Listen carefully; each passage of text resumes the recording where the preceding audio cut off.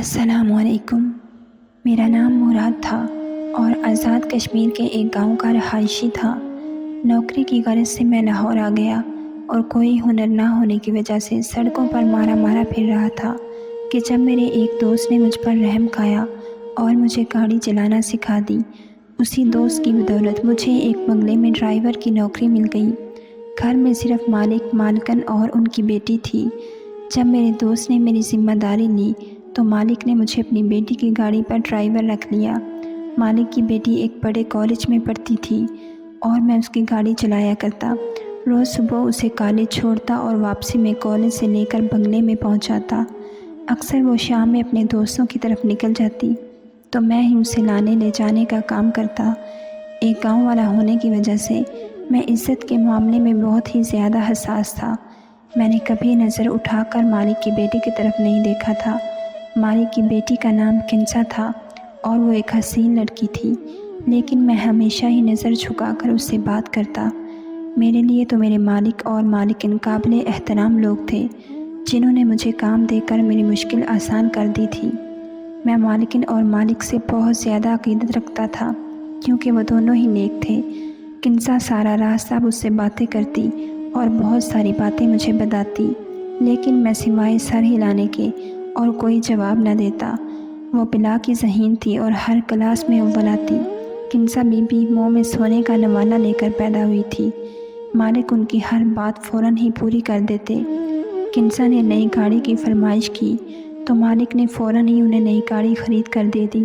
کنسا be be مجھے کہنے لگی کہ دیکھو، میں نے تمہارے لیے نئی گاڑی لے لی ہے۔ ان کی بات سن کر میں مسکرا دیا۔ وہ اکثر ہی باتوں میں مجھے چھیڑتی اور میرے ساتھ فری ہونے کی کوشش کرتی، لیکن میں کبھی اپنی حد سے تجاوز نہ کرتا۔ کنسا جب بھی خریداری پر جاتی تو وہ میرے لیے بھی کچھ نہ کچھ ضرور لے کر آتی۔ اسے معلوم تھا کہ میری بہن کی شادی ہونے والی ہے۔ وہ میری بہن کے لیے بھی کچھ نہ کچھ خرید کر دیا کرتی کہ یہ اس کی شادی کے لیے گاؤں بھجوا دو۔ میں ان کی عادت اور اخلاق سے بہت متاثر تھا، لیکن مجھے کیا خبر تھی کہ یہی کنسا بی بی ایک دن میرے کردار کو پاش کر دے گی۔ کنسا کی کم عمری میں ہی شادی ہو گئی تھی اور وہ شادی ہو کر اپنی خالہ کے گھر جانے والی تھی۔ کنسا نے گاڑی میں اکثر ہی فون پر اپنے دوستوں سے باتیں کر رہی ہوتی، جس میں ان کے منگیتر کا بھی کہیں نہ کہیں نام آتا، لیکن میں کبھی ان کی بات سننے کی کوشش نہ کرتا اور اپنا دھیان ادھر ادھر لگائے رکھتا۔ سردیوں کے دن تھے کہ جب مالک اور مالکن کو اچانک ہی امریکہ جانا پڑا، کیونکہ مالک کے بڑے بھائی جو امریکہ میں رہائش پذیر تھے، ان کی حالت بہت ہی نازک تھی اور وہ اپنے آخری وقت میں اپنے بھائی کو اپنے پاس دیکھنا چاہتے تھے۔ کنسا بی بی کے امتحانات سر پر ہونے کی وجہ سے مجبوراً وہ دونوں اپنی اکلوتی بیٹی کو گھر پر ہی چھوڑ گئے۔ مالک نے جاتے جاتے مجھے یہ ذمہ داری سونپ دی کہ میں کنسا کو کالج لے جانے کا کام پوری ذمہ داری کے ساتھ کروں اور اس کا خیال رکھوں، کیونکہ مجھے مالک کے ساتھ کام کرتے ہوئے 2 سال ہونے والے تھے، اسی لیے وہ لوگ مجھ پر بہت زیادہ بھروسہ کرنے لگے تھے۔ مالک کو اچھے سے علم تھا کہ میں نے کبھی نظر بھر کر بھی ان کی بیٹی کی طرف نہ دیکھا۔ مالک اور مالکن 2 مہینے کے لیے امریکہ چلے گئے اور میں ان کے پیچھے پوری ایمانداری کے ساتھ اپنی ذمہ داری نبھانے لگا۔ کچھ ہی عرصے بعد میری چھوٹی بہن کی شادی تھی اور اسی لیے مجھے بہت زیادہ پیسوں کی ضرورت تھی۔ میں کنسا کو کالج چھوڑ کر قریب ہی ایک مکینک کی دکان پر چلا جاتا اور وہاں بیٹھ کر کام سیکھتا تاکہ فارغ وقت میں یہ کام بھی کر سکوں۔ مالک کے پاس سے 8 بجے میری چھٹی ہو جایا کرتی اور میں چاہتا تھا کہ اس کے بعد مکینک کی دکان پر بیٹھ کر کام کروں تاکہ جلد سے جلد میرے پاس اتنے پیسے جمع ہو جائیں کہ میں اپنی بہن کی شادی کے لیے گاؤں بھجوا سکوں۔ جتنا عرصہ مالک موجود نہیں تھے مجھے کام سے جلدی فراغت مل جایا کرتی، کیونکہ کنسا بی بی زیادہ تر گھر میں ہی رہا کرتی تھی۔ دیکھتے ہی دیکھتے 1 مہینہ کا عرصہ گزر گیا اور مالک کے بڑے بھائی اپنی زندگی کی بازی ہار گئے۔ اس رات ہی میرے پاس کنسا بی بی کا فون آیا کہ ان کی طبیعت کچھ ٹھیک نہیں اور میں ان کے پاس آ جاؤں، شاید انہیں ڈاکٹر کے پاس جانا پڑے۔ بی بی جی کی بات سن کر میں پریشان ہو گیا۔ رات کے اس پہر میرا بنگلے کے اندر جانا کچھ مناسب نہ تھا، لیکن بیماری کی حالت میں بھی بی بی جی کو اکیلا نہیں چھوڑ سکتا تھا، جب کہ وہ اپنے تایا کی موت کے غم میں تھی۔ پوری رات میں ان کے ساتھ ہی رہا اور ان کا خیال رکھتا رہا۔ وہ شدید بخار میں تپ رہی تھی اور ساری رات غنودگی میں رہی تھی اور میں ان کے پاس بیٹھا رہا اور صبح تک ان کی حالت کچھ بہتر ہوئی تو میں واپس اپنے کوارٹر میں چلا آیا۔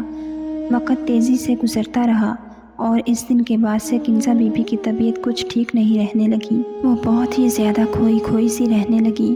مجھے لگا شاید وہ اپنے ماں باپ کی جدائی میں پریشان ہیں، لیکن مجھے کیا خبر تھی کہ دراصل حقیقت کیا ہے۔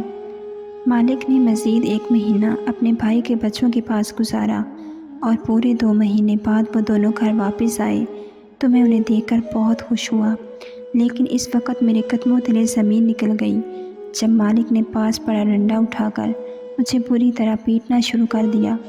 وہ مجھے گندی گالیاں دیتے جا رہے تھے اور مارتے جا رہے تھے۔ مجھے سمجھ نہیں آ رہا تھا کہ مجھ سے ایسی کون سی غلطی ہو گئی ہے جو مالک اس قدر غصہ ہیں کہ میری بات بھی سننے کو تیار نہیں، اور جب مجھے پوری بات پتہ چلی تو ایسا لگا جیسے کسی نے میرے قدموں تلے زمین کھینچ لی ہے۔ کنزا بی بی نے مجھ پر یہ الزام لگایا تھا کہ میں نے ان کے ساتھ زبردستی کی ہے اور وہ اب امید سے ہیں، اور یہ بات ڈر کے مارے انہوں نے اپنے ماں باپ کو فون پر نہیں بتائی کہ میں انہیں کوئی نقصان نہ پہنچا دوں۔ میں نے حیرت سے کنزا بی بی کو دیکھا جو کمال ٹھٹائی سے جھوٹ پر جھوٹ بول رہی تھی۔ میں تو کنزا بی بی کو بہت ہی سیدھا سادہ اور معصوم سمجھتا تھا، لیکن انہوں نے تو میرے ہی کردار کو داغدار کر دیا۔ مالک میری کوئی بات سننے کو راضی نہ تھے اور کنزا بی بی اپنے جھوٹ سے پیچھے ہٹنے کو تیار نہ تھی۔ وہ کہہ رہی تھی کہ جس رات تایا کا انتقال ہوا ان کی طبیعت ٹھیک نہیں تھی۔ انہوں نے مجھے کمرے میں بلایا تھا۔ انہیں لگا کہ شاید انہیں ڈاکٹر کی ضرورت ہے، لیکن میں اسپتال لے جانے کی بجائے ان کے ساتھ غلط کام کر بیٹھا۔ مالک نے پولیس کو بلا کر مجھے جیل میں ڈلوانے کا فیصلہ کیا تھا، لیکن کنزا بی بی نے انہیں روک دیا۔ کنزا بی بی نے اپنے والد کو کہا کہ ایسا کرنے سے ان کی عزت پر آنچ آئے گی۔ کنزا کے والد مجھے نوکری سے نکال چکے تھے اور میں بہت ہی زیادہ پریشان تھا۔ میرے پاس کرنے کے لیے کوئی کام نہ تھا اور اتنی جلدی مجھے دوسری نوکری بھی نہیں مل رہی تھی، جبکہ میری بہن کی شادی سر پر آ گئی تھی۔ میں مالک کے دیے ہوئے سرونٹ کوارٹر میں رہتا تھا اور اب میرے پاس رہنے کے لیے بھی کوئی جگہ نہ تھی، اسی لیے میں مجبور ہو کر دوبارہ مالک کے در پر آ گیا اور انہیں اپنی بے گناہی کا یقین دلانا چاہا، لیکن مالک نے میرے سامنے ایسی شرط رکھی کہ میرے ہوش اڑ گئے۔ مالک نے مجھ سے کہا کہ تمہیں کنزا سے کچھ مہینے کے لیے شادی کرنا ہوگی، جب بچے کی پیدائش ہو جائے تو پھر تم اسے گھر چھوڑ کر چلے جانا۔ ہم نے بچہ ضائع کروانے کی بہت کوشش کی، لیکن سب ڈاکٹروں نے یہی کہا کہ اس عمل میں کنزا کی موت ہو سکتی ہے اور میں اپنی اکلوتی بیٹی کو کھونا نہیں چاہتا۔ کنزا کا منگیتر بھی اسے چھوڑ کر چلا گیا ہے اور اس سے پہلے کے زمانے میں ہماری بدنامی ہو، ہم کنزا کو تمہارے ساتھ رخصت کر دیں گے اور تم اسے اپنے ساتھ اپنے گاؤں لے جانا۔ جب بچے کی پیدائش ہو جائے گی تو اس کے بعد ہم کنزا کو واپس لے لیں گے۔ میں جانتا تھا کہ یہ بچہ میرا نہیں ہے اور کنزا نے جھوٹ بولا ہے، لیکن اس کے باوجود میں اس پر راضی ہو گیا کیونکہ مجھے اپنی بہن کی شادی کے لیے پیسوں کی ضرورت تھی اور فی الحال اتنے پیسے مجھے صرف مالک ہی دے سکتے تھے۔ اسی لیے میں نے کنزا سے شادی کرنے کے لیے حامی بھر لی اور اس کے ساتھ نکاح کر کے اسے گاؤں لے آیا۔ کنزا بہت خاموش تھی۔ میں نے بھی گاؤں پہنچنے تک سارا راستہ اس سے کوئی بات نہ کی۔ نکاح کے فوراً بعد ہم دونوں گاڑی کے ذریعے گاؤں آ گئے۔ میری ماں اور گھر والے کنزا کو دیکھ کر حیران رہ گئے، اور جب میں نے اپنی ماں کو بتایا کہ میں نے شادی کر لی ہے تو میری ماں حیران رہ گئی اور کہنے لگی کہ اتنی بڑی بات تو نے مجھے بتائی نہیں۔ تیری شادی کو لے کر میرے کتنے ارمان تھے، لیکن پھر کنزا کی موجودگی کو محسوس کرتے ہوئے میری ماں خوش ہو گئی اور کنزا کو پیار کرنے لگی۔ کنزا خوبصورت تھی۔ اتنی پیاری اور کم عمر بہو دیکھ کر میری ماں کی ساری شکایتیں دور ہو گئیں اور وہ کنزا کو میرے کمرے میں لے گئی اور اسے گاؤں کی عورتوں کی طرح سجانے لگی۔ میں بہن کی شادی کے انتظامات دیکھنے لگا اور شام ڈھلے جب کمرے میں آیا تو کنزا دلہن کے روپ میں میرے بستر پر بیٹھی ہوئی تھی۔ میں اسے دیکھ کر ششدر رہ گیا۔ وہ کوئی حور پری معلوم ہوتی تھی۔ پہلی نظر میں ہی میں اپنی بیوی پر دل ہار بیٹھا، لیکن میں کیسے بھول سکتا تھا کہ میری اسی بیوی نے مجھے کس طرح بدکار ثابت کیا ہے۔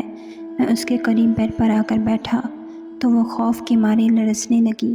وہ اچھے سے جانتی تھی کہ اس نے مجھ سے کس طرح شادی کی ہے۔ میں اس سے پہلے کہ اس سے کچھ کہتا وہ خود ہی رونے لگی اور میرے قدموں میں بیٹھ گئی۔ اس کے آنسو میرے دل پر گر رہے تھے کیونکہ میں نے اسے ہمیشہ ہی بہت مخلص اور اچھا پایا تھا۔ کنسا روتے ہوئے مجھ سے کہنے لگی کہ اس نے جو الزام مجھ پر لگایا ہے اس کے لیے شرمندہ ہے اور اسے اپنی غلطی کا پوری طرح احساس ہے، لیکن یہ سب کچھ اس نے مجھے بدنام کرنے کے لیے نہیں کیا بلکہ بہت ہی مجبوری میں کیا ہے۔ میں نے قہر برساتی نگاہوں سے کنسا کو دیکھا اور اسے صاف لفظوں میں کہہ دیا کہ تم نے کتنی مجبوری میں ہی یہ سب کیوں نہ کیا ہو، لیکن تمہارے اس عمل سے میری عزت دو کوڑی کی بھی نہ رہی۔ تم اپنے گناہ کو میرے سر تھوپ کر سرخرو ہو گئی اور میں بے گناہ ہوتے ہوئے بھی اپنے مالک کی نظروں میں گر گیا۔ میں چاہ کر بھی تمہیں کبھی معاف نہیں کر پاؤں گا، لیکن میں اتنا کم ظرف نہیں کہ اپنے نکاح میں آئی عورت کے ساتھ کوئی زیادتی کروں۔ اسی لیے تم اس کمرے میں آسانی سے رہ سکتی ہو، تمہیں کسی چیز کی کوئی تکلیف نہیں ہوگی، اور جب تم اپنے گناہ کو اس دنیا میں لے آؤ تو یہاں سے جانے پر بھی آزاد ہوگی۔ میں خود تمہیں تمہاری اولاد کے ساتھ تمہارے گھر چھوڑاؤں گا۔ میں کنسا کو اپنے قدموں سے اٹھا کر بیڈ پر بٹھاتے ہوئے کمرے سے باہر نکلنے لگا۔ جب کنسا کے لفظوں نے میرے قدموں کو زنجیر کر دیا، وہ کہنے لگی کہ میں نے کوئی گناہ نہیں کیا کہ جس کی پیدائش تک مجھے یہاں انتظار کرنا پڑے، نہ ہی میں نے آپ کو آپ کے مالک کی نظروں میں گرایا ہے، بلکہ آپ کے مالک تو آپ سے بہت محبت کرتے ہیں اور وہ آپ پر سب سے زیادہ بھروسہ کرتے ہیں۔ اسی لیے آپ کے مالک نے اپنی زندگی کی سب سے قیمتی چیز آپ کو سونپ دی ہے اور مجھے یہ حکم دیا ہے کہ میں شادی کے بعد آپ کو ساری حقیقت بتا دوں۔ کنسا کی باتوں نے مجھے حیران کر دیا۔ میں پلٹ کر کنسا کا چہرہ دیکھنے لگا جہاں معصومیت چھائی ہوئی تھی۔ وہ اس وقت ایک 18 سال کی معصوم سی لڑکی تھی جو نہ جانے کن حالات میں گزارا کر رہی تھی۔ کنسا کہنے لگی کہ وہ حاملہ نہیں ہے، بلکہ اس کے والد نے مجھ سے جھوٹ کہا اور اس کے والد نے یہ سب بہت مجبوری میں کیا ہے کیونکہ وہ اپنی بیٹی کی جان بچانا چاہتے تھے۔ کنسا نے میرے قریب آ کر میرا ہاتھ اپنے ہاتھوں میں تھام لیا اور مجھے اپنے ساتھ لیے بیڈ پر بیٹھ گئی۔ کنسا بہت دھیمے لہجے میں مجھے اپنی سچائی بتا رہی تھی اور میں گم سم سب اس کی بات سن رہا تھا۔ کنسا کہنے لگی کہ اس کی خالہ نے بچپن سے ہی اپنے بیٹے کے لیے اس کا رشتہ مانگ رکھا تھا اور کنسا کے والد نے اپنی سالے کی اچھی عادت دیکھ کر کنسا کا رشتہ اپنی بیوی کے بھانجے سے کر دیا، لیکن وقت گزرنے کے ساتھ کنسا کے والد کو اپنی غلطی کا احساس ہوا کیونکہ کنسا کا منگیتر احمر ماں باپ کا اکلوتا بیٹا ہونے کی وجہ سے بہت زیادہ بگڑ چکا تھا۔ اس کے پاس نہ ہی پیسے کی کمی تھی اور نہ ہی کوئی روک ٹوک کرنے والا۔ احمر کی والدہ کبھی بھی اپنے بیٹے کو غلط بات پر نہ ٹوکتی اور جیسے جیسے احمر عمر کی سیڑھیاں طے کرتا جا رہا تھا وہ مزید عیاش ہوتا جا رہا تھا۔ کنسا بتانے لگی کہ جن دنوں اس کے ماں باپ امریکہ گئے ہوئے تھے احمر نے کئی دفعہ اس کے ساتھ بدتمیزی کرنے کی کوشش کی اور ایک دفعہ تو وہ شراب کے نشے میں دھت کر آیا اور کنسا پر تشدد کرنا چاہا، لیکن اس نے خود کو کمرے میں بند کر کے بچا لیا اور جس رات اس کے تایا کا انتقال ہوا اس سے ایک شام پہلے بھی احمر نے اپنے دوستوں کے ساتھ مل کر کنسا کو ہراساں کرنے کی کوشش کی اور اسی خوف سے وہ بخار میں مبتلا ہو گئی۔ اسے سمجھ نہیں آ رہا تھا کہ وہ اپنے بچاؤ کے لیے کیا کرے کیونکہ اسے خوف تھا کہ احمر اس کے اکیلے پن کا فائدہ اٹھا کر دوبارہ گھر میں داخل ہو سکتا ہے۔ اس لیے اس نے ساری رات مجھے اپنے کمرے میں بٹھائے رکھا۔ وہ احمر سے کہیں زیادہ میرے کردار پر بھروسہ کرتی تھی۔ اپنے ماں باپ کے واپس آتے ہی اس نے ایک ایک بات اپنے باپ کو بتائی۔ کنسا کے باپ نے احمر کی ماں سے بات کی کہ وہ اپنے بیٹے کو سمجھائیں، جب کنسا سے شادی کرنی ہے تو اس طرح کی حرکتیں کرنے کی کیا ضرورت ہے، لیکن احمر کی ماں نے یہ کہہ کر بات ختم کر دی کہ احمر نوجوان خون ہے اور جذبات میں آ کر جوش مارتا ہے، بچے ہیں تھوڑی بہت مستیاں تو کرتے ہیں۔ کنسا کیوں اتنے پرانے خیالات کی مالک ہے کہ اپنے منگیتر کے ساتھ کچھ وقت بھی نہیں گزار سکتی۔ کنسا کہنے لگی کہ جب ابا کو احساس ہوا کہ انہوں نے کتنا بڑا غلط فیصلہ لیا ہے کیونکہ احمر کے اتنے زیادہ بگڑنے کے پیچھے کوئی اور نہیں بلکہ اس کی اپنی ماں ہے، تو وہ شادی کے بعد بھی ایسی گھٹیا حرکتیں کر سکتا ہے۔ میرے باپ نے جیسے ہی احمد کے ساتھ میرا رشتہ ختم کرنے کی بات کی تو احمد دھمکیوں پر اتر آیا اور اس نے صاف صاف لفظوں میں کہا کہ وہ مجھے کسی صورت نہیں بخشے گا۔ ابا مجھے لے کر بہت زیادہ پریشان تھے کہ جب انہیں لاؤنج کے شیشے کے پار تم گاڑی صاف کرتے دکھائی دیے۔ میں نے ابا کو یہ بھی بتایا تھا کہ تایا کے انتقال والی رات تم نے ساری رات بیٹھ کر میری حفاظت کی تھی۔ ابا کو اندازہ ہو گیا تھا کہ تم ایک پختہ کردار کے مالک ہو، اس لیے ابا نے یہ فیصلہ کیا کہ وہ تم سے میری شادی کروا دیں اور احمد سے فوری طور پر چھٹکارا حاصل کر لیں، لیکن احمد یہ شادی اتنی آسانی سے نہیں ہونے دے سکتا تھا۔ اسی لیے ابا نے خالہ کو یہی بات بتائی کہ تم نے میری عزت پر حملہ کیا ہے اور اب میں امید سے ہوں۔ خالہ نے خود ہی یہ رشتہ توڑ دیا کیونکہ وہ عزت دار لوگ ایسی لڑکیوں کو بہو نہیں بنا سکتے تھے جو شادی سے پہلے ہی حاملہ ہو چکی تھی۔ ابا تمہیں پہلے ہی روز ساری حقیقت بتا دینا چاہتے تھے، لیکن ابا کو ڈر تھا کہ اگر تم نے شادی سے منع کر دیا تو وہ کیا کریں گے۔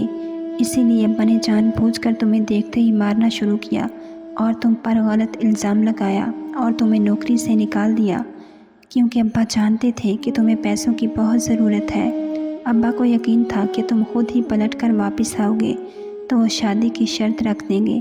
ابا کا منصوبہ کامیاب ہو گیا تھا اور جب تمہیں شہر میں کوئی ٹھکانہ نہ ملا تو تم خود ابا کے در پر چلے آئے اور ابا نے شادی کی بات رکھ کر اپنا مسئلہ حل کر لیا، اور ابا نے مجھے رخصت کر کے اسی لیے تمہارے ساتھ گاؤں بھیج دیا تاکہ ان کا بیٹا ہمیں کوئی نقصان نہ پہنچا سکے۔ ابا جانتے تھے کہ تم ایک بڑے ظرف کے مالک ہو اور ساری سچائی جاننے کے بعد تم مجھے قبول کر لو گے۔ ابا کو دنیا کی پرکھ تھی اور ابا پہلے ہی دن سے ہی کہتے تھے کہ تم بالکل بھی لالچی آدمی نہیں ہو بلکہ ایک پختہ کردار کے نیک انسان ہو۔ تم چاہو تو میں یہ بات ثابت کر سکتی ہوں کہ میں حاملہ نہیں ہوں اور نہ ہی کسی نامحرم نے مجھے کبھی ہاتھ لگایا ہے۔ بہت مجبوری میں ابا نے مجھے تمہارے نکاح میں دے دیا ہے اور میں نے اپنے پورے دل سے تم سے نکاح کیا ہے کیونکہ میں خود بھی تمہاری اچھائی کی گواہ ہوں۔ ہو سکے تو مجھے اور میرے باپ کو بس ایک چھوٹ کے لیے معاف کر دو۔ کنسا کی آنکھوں سے آنسو ٹپک رہے تھے اور مجھے ان آنسوؤں میں ایک باپ بیٹی کی بے بسی دکھائی دے رہی تھی۔ میں نے کنسا کو اپنے سینے سے لگا لیا۔ وہ ایک بہت ہی پیاری لڑکی تھی جسے شاید خدا نے اس طرح میرے نصیب میں لکھا تھا۔ میری ماں نے بہن کی شادی کی رسموں کے ساتھ ساتھ میری بھی شادی کی رسم شروع کی۔ میں ہر دن اپنی بیوی کو گاؤں کے رسم و رواج کے حساب سے سجدہ سنورتا دیکھ کر نہال ہو رہا تھا۔ کنسا نے اپنے باپ کو فون کر کے بتایا تھا کہ یہاں ہماری شادی کی رسمیں ہو رہی ہیں، تو کنسا کے ماں باپ بھی خاموشی سے میرے گاؤں چلے آئے اور وہ بھی ہماری شادی میں شریک ہو گئے۔ میرے مالک نے آتے ہی ہاتھ جوڑ کر مجھ سے اپنے کیے کی معافی مانگی، لیکن میں تو انہیں پہلے ہی معاف کر چکا تھا۔ میں خود ایک بہن کا بھائی تھا اور مجھے اچھی طرح اندازہ تھا کہ کوئی بھی باپ یا بھائی اپنی بیٹی کی شادی کسی بھی ایسے شخص سے نہیں کر سکتا جو بدکار اور عیاش ہو۔ ایک بات جو مجھے اچھی طرح سمجھ آ گئی تھی کہ اپنے بچوں کی قسمت کے فیصلے ان کے بچپن میں نہیں کرنے چاہیے، کیونکہ بڑے ہو کر وہ نہ جانے کون سا راستہ اختیار کریں یا ان کے دل میں کسی اور کی محبت کر جائے۔ آپ اس بات سے واقف نہیں ہو سکتے، اور آپ کی بہن یا بیٹی اتنی ارزاں نہیں ہوتی کہ آپ اسے کسی بدکار شخص کے ساتھ اسے بیاہ دیں جس کے دل میں کسی اور کی تصویر ہو۔ ناظرین، اگر آپ کو ہماری ویڈیو پسند آئی ہے تو لائک اور شیئر ضرور کیجیے، اور ایسی مزید ویڈیو دیکھنے کے لیے ہمارے چینل کو سبسکرائب کر لیجیے۔